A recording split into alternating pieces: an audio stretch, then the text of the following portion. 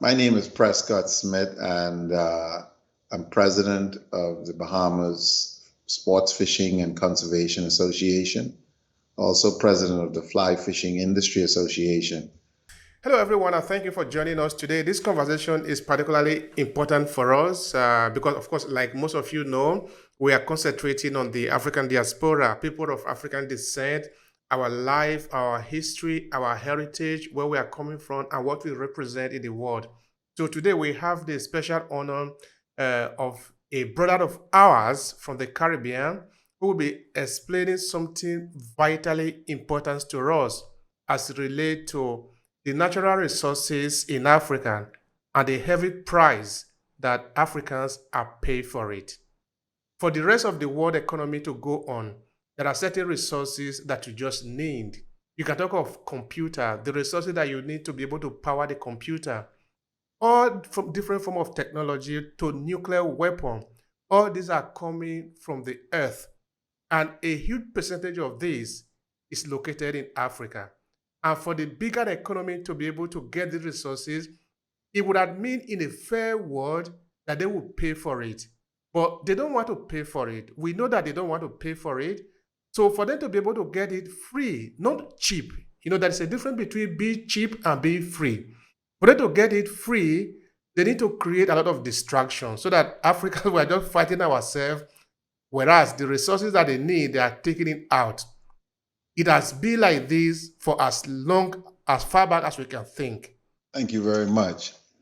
It's important to share with persons so that you have a very clear understanding that the continent of Africa is really the foundation of which the entire global economic model that is practiced today, it's really the root of it is what is happening in Africa and what was the motivating factor, what got it started. And just like me living here in the Bahamas, or wherever we are in the diaspora, we were miseducated about the continent of Africa. And that was for a very deliberate purpose because of what is happening on that continent and how Africa fuels economy all over the world. So I want to share with you here, when you look at it from Google Earth, you can see the continent of Africa. And it was always confusing to me. I saw all these lines and did not understand that all the various countries, you hear about Botswana, you hear about Tanzania, Cameroon, and the list goes on. How did it happen? Who was responsible for it? And so when you look at it geographically, you can see all of the blue area representing the oceans. And you come around here, you can see South America. And of course, where I'm speaking to you from here in the Bahamas. So the Bahamas is made up of 700 islands, 2,300 keys.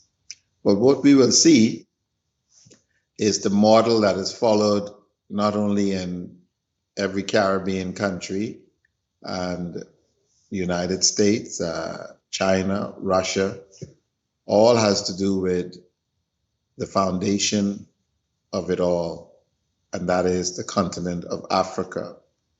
So when you look at it geographically, I'm going to put up the grid system here, and you would see that you have the Tropic of Cancer and you have the Tropic of Capricorn.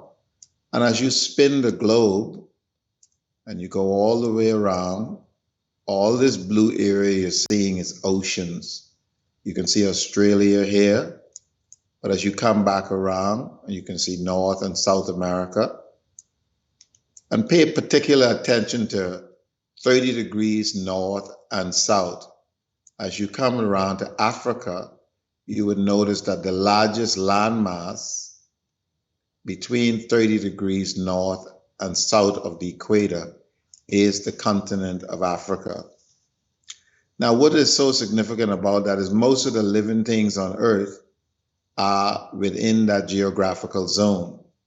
And so when you think about all of these lines and how these countries got it, you would find you go back and you see it met in Germany, most European countries, including the United States was there, and they carved up the continent for one reason, and that is to control the extraction of where most of the wealth of the world comes from. And again, geographically, you think of a mahogany tree, things that can only grow in a tropical region. So all of this green area, you look at the Great Congo region there, and again, take special note that Europe is at 50 degrees on average north, completely outside of that belt. But yet, these countries in Europe, like Germany, France, Spain, Portugal, and you look throughout Africa, there are colonial roots that originated from the enslavement of Africans, transporting them across the Atlantic.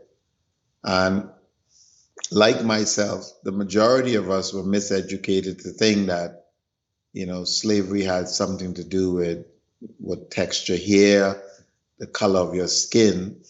But it has always been about the resources. And so Africa is the richest landmass on the planet. The continent of Africa fuels all of these economies around the globe.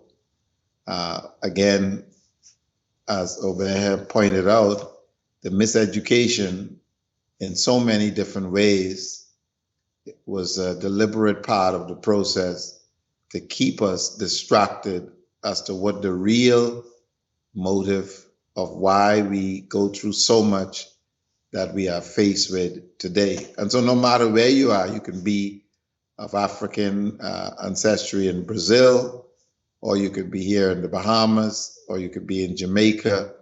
You will find that the colonial offsprings from Portugal, Spain, Italy, France, England, all throughout the Caribbean, North and South America, in the Pacific region, it has always been controlling resources that can only either growing the bananas or the orange or the grapefruit, or extracting certain minerals that are only found in abundance. So for example, let's take platinum. Most of the world's platinum, just in one country in Africa, South Africa. But of course, many other countries in Africa is rich in platinum. And we can go on and on with those resources. So I'm going to remove the grid system here. Again, you can see 30 degrees north and south of the equator. Almost 90% of the living things on the planet exist in that zone. And Africa, I'll take it around one more time, is the largest landmass in that particular area.